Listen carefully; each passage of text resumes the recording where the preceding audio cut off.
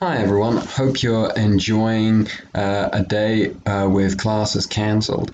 I just wanted to give you a quick video here to basically get us caught up roughly to schedule and give you an update on the course and how we'll adapt to this change of schedule.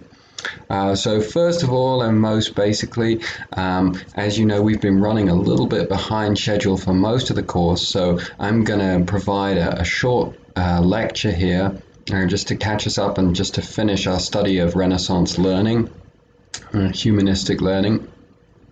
And then I'm going to talk a little bit about the paper, so make sure you watch all the way through to the end of the video, because I'm going to talk about the paper for this class.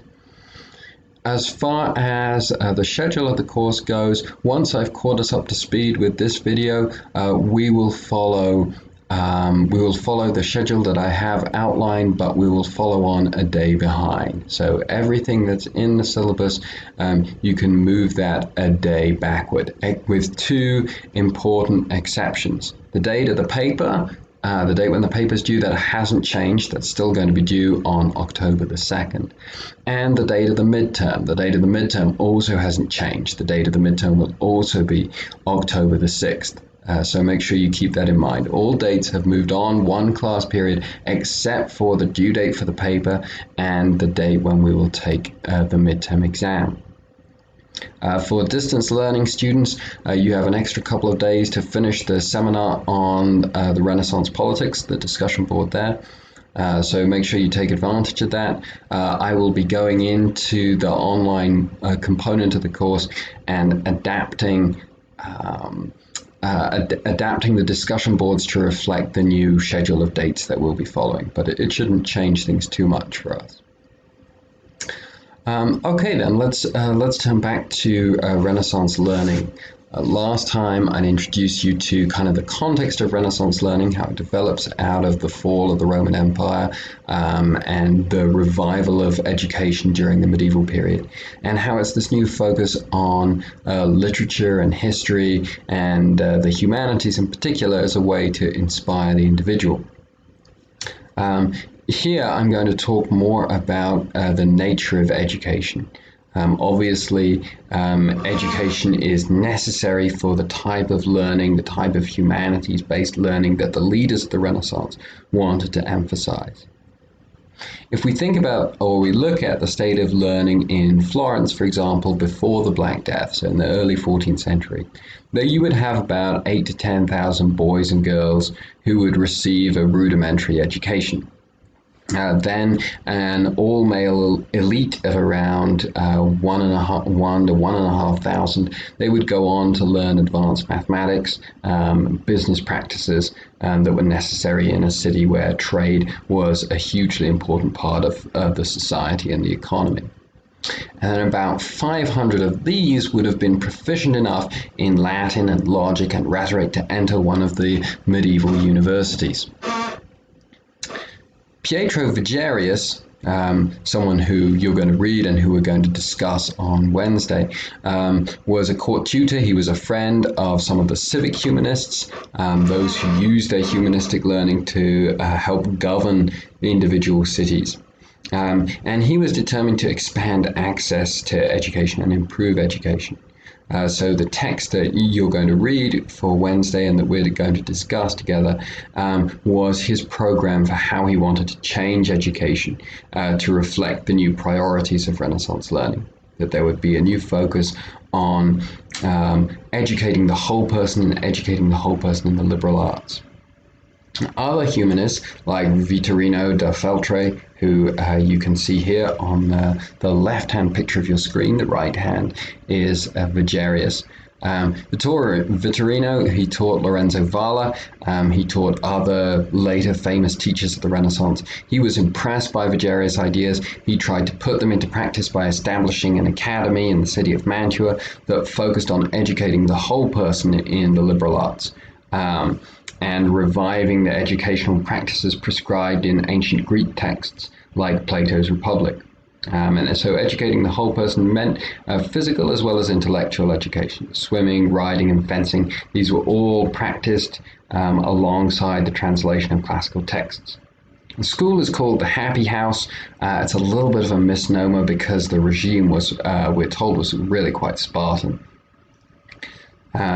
He insisted that intelligent students from poor families should be admitted, and among these would have been Federico da Montefeltro. I know it's hard to keep track of some of these Italian names, but if you go back to the Italian politics PowerPoint, you can see that Federico da Montefeltro was one of these condottieri, one of these mercenaries, who became the ruler of a city. And part of the reason he was able to be a ruler of the city was that even as a poor boy, he received education at these schools.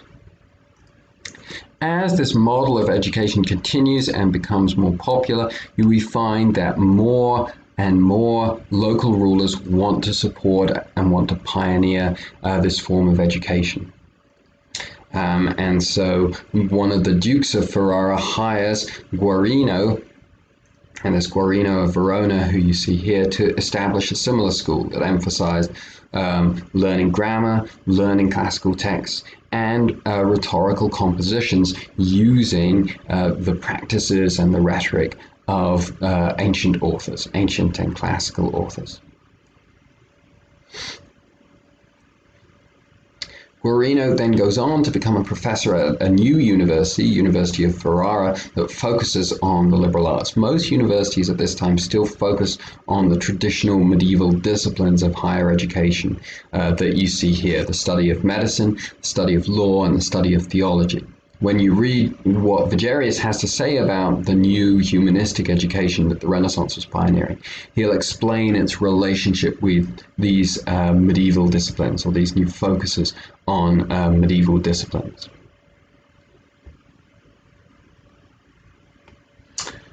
This focus on education supports the ongoing expansion of Renaissance learning. And so here we turn to the study of philosophy in particular, and Marcellino Ficino, who most encapsulates the development of Renaissance philosophy. Marsilio was a Florentine. We're told he was small, he had a hunchback. His father was Cosimo de' Medici, the first of the Medici rulers or leaders of the city of Florence. He was the doctor of Cosimo. Marsilio's father was. And so the Medicis give Marsilio a lot of support to revive the study of Plato. If we think about medieval philosophy, it's very much focused on the study of Aristotle. Initially, there's an interest in Plato, but it's very much replaced by Aristotle. But in the Renaissance, we see a revival and a new interest in the study of Platonic philosophy. Beginning in the 1460s. This is really interesting and really important because the key difference between Plato and Aristotle is how they envision human beings come to knowledge. There are different theories of how human beings came to knowledge. And for Aristotle, it was through experiences of the natural world around them. Human beings come to knowledge by experiencing the world around them. Knowledge is primarily primarily as in first gained through the senses. For Plato, it's different. Knowledge is intrinsic inside the mind of each individual. And so the fact that we see this renewed interest in Platonic philosophy, these efforts by, scholars like Marsilio to make Platonic philosophy correspond with Christianity, again reflects this interest in the individual that we see at the heart of the Renaissance. So in Renaissance learning, again, we see this emphasis on the individual, an interest in how the individual's mind works, what an individual can learn just by themselves. The last thinker I'm going to mention right here is Mirandola, who's the author of this Oration on the Dignity of Man that we're going to talk about on Wednesday. And Mirandola expands the learning of the Renaissance beyond ancient Greek and Latin and the ancient Greek and Roman worlds, but to focus on the Middle East more broadly. And so he incorporates studies of Arabic and Hebrew. And so we see Renaissance learning continue to develop, continue to expand its focus and its interest in the ancient worlds. Lastly here, I'm just going to talk about women humanists and Renaissance learning for women during this period. the vast majority of high-profile scholars, the vast majority of those who benefit from a Renaissance education are men. Nevertheless, it's significant to note that there are a number of women humanists who are prominent and who are respected during this period. The first is Zota Nogarola. Was born to a noble family in Verona in 1418. Her aunt insisted that she and her sister have a complete Renaissance education, all these disciplines that Vigerius and these other Renaissance teachers are pioneering and promoting with new emphasis during this period. She often experiences discrimination, and she experiences a rejection on the account of being a woman, but she perseveres in her studies, and she becomes widely recognized as a theological authority in her day, someone who wrote authoritative treatises on theological issues. The other woman humanist that I would like to focus on here is Laura Cereta, who was born in Brescia in 1469. And she had a very close relationship with her father. It was her father who tutored her in Latin, in Greek, and mathematics. And eventually she developed a relationship through correspondence with Petrarch. And her studies helped her to overcome the death of her husband to the plague a year after marrying when she was 15, so she marries very young. This is a very traumatic experience of her husband dying the next year when she's only 16 years old. And it's turning to her studies, kind of as the Renaissance thinkers envisioned, that gave her the inspiration and gave new meaning to her life. The study of history and literature and the ancient world and ancient people would be a source of inspiration. It was very much, as we've seen with Boccaccio and Petrarch, part of the goal of these authors. So this brings to an end the lecture material on learning during the Renaissance. We've focused a lot on humanism. That's the big drive of the Renaissance, is the study of the human individual.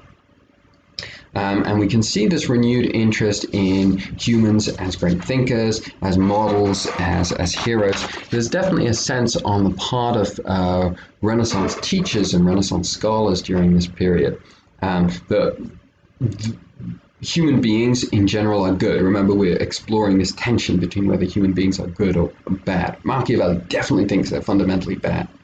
But there's an understanding on the part of the Renaissance thinkers that human beings, the study of human beings, the study of humanism, can be a real motivating factor in encouraging people to become strong citizens, in encouraging them to find a way to deal with tragedies that afflict them during their life.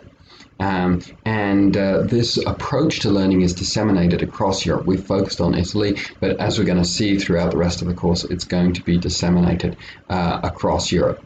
And so there's an ongoing focus on the ancient world, an ongoing focus on the individual. So this focus on the individual, but here more focus on the individual is good, is something that we can very much take from a study of Renaissance learning. I'm going to provide another video about the paper, so sorry for the red herring at the beginning of the video, but I hope you enjoyed this, hope you found it helpful, hope it helps us catch up to be in a good place to continue when we get back together on Wednesday. Thank you.